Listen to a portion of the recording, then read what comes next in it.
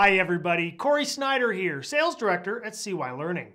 You probably already know that SeeWhy offers a full suite of mutual fund exam preparation study tools. Well, it's getting even better. Our team's been hard at work on a brand new video series where a study coach helps students by taking up some of the questions found in the SeeWhy practice exams.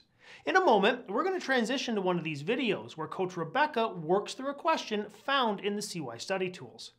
I'd really like to hear what you think after you watch this video. If you like this approach, let us know by leaving a comment and hitting that like button. And now, here's Coach Rebecca. In this video, I'm going to work through a question that deals with the level of risk associated with different types of mutual funds, or even segregated funds. More specifically, it gets into the risk profile of a mortgage fund as compared to a bond fund. There are two nuggets of knowledge that will help you with the risk level associated with the different fund types. Nugget number one is one of the things we're known for here at SeeWhy Learning, a great memory aid. In the SeeWhy study guide and the key concept video lessons, there's a story about a mortgage broker saving his client money by negotiating a lower interest rate.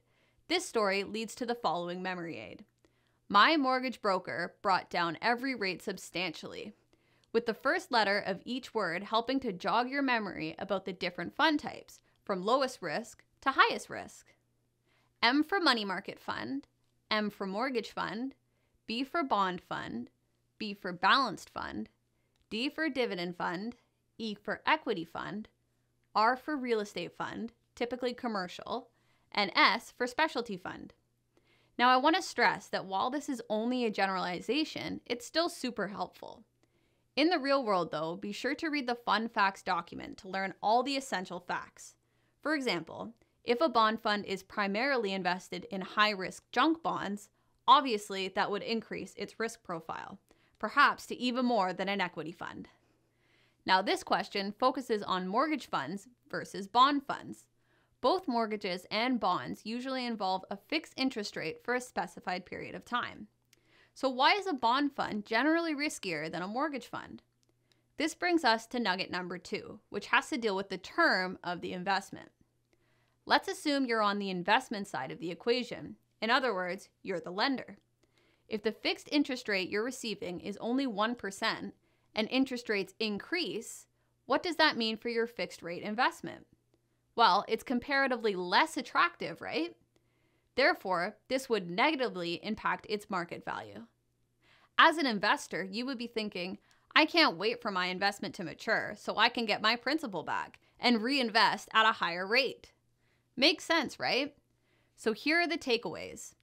The shorter the term of the investment, the lesser the interest rate risk.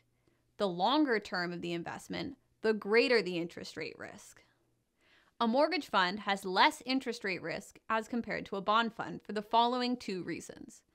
First, mortgage terms are generally shorter, with the maximum term often being 5 years.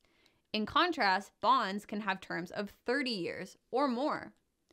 Second, mortgages typically require monthly interest payments, whereas bond interest payments are typically semi-annually. With all this in mind, let's circle back and tackle the question by analyzing each available answer. This answer looks pretty good.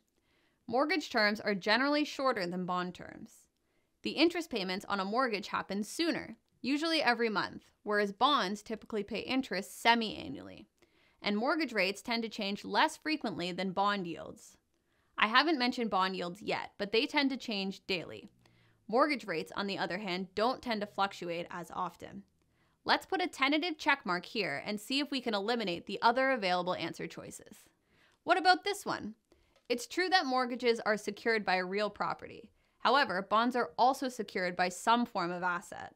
Remember, when a corporate debt security is unsecured, it's actually referred to as a debenture, not a bond. So this answer is wrong and can be eliminated. This one is wrong too. Bonds and mortgages are considered a form of debt.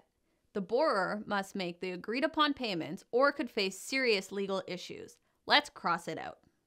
Finally, as we already discussed, bonds can have terms of 30 years or more, which is much longer than available mortgage terms in Canada. So we can eliminate this answer as well. So let's go ahead and select the answer I initially flagged as correct. Now that we have eliminated the other three answers for sure, it must be the right one. And the answer key confirms we're correct.